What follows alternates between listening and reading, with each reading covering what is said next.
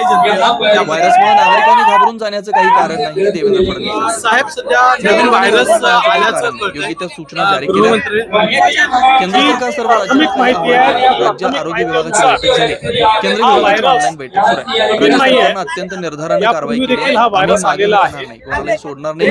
कोणी धमकी देण्याचा प्रयत्न केला तर त्यांनाही सोडणार नाही. जी प्राथमिक माहिती आहे त्या प्राथमिक माहितीनुसार हा व्हायरस नवीन नाही आहे. यापूर्वी देखील हा व्हायरस आलेला आहे.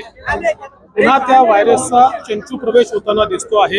या संदर्भात जी काही ऍडवायझरी आहे ती आम्ही लवकरच त्या ठिकाणी जारी करू.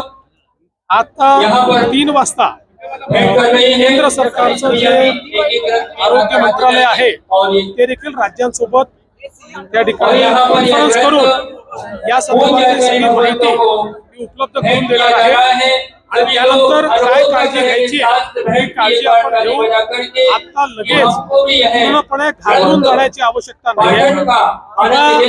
माझी माध्यमांना विनंती आहे की या संदर्भात कपोलकल्पित माहिती किंवा कोणी काही सांगतं अशा प्रकारची माहिती देऊ नका. जी अधिकृत माहिती येईल ती अधिकृत माहितीच माध्यमांनी पोहोचवली पाहिजे.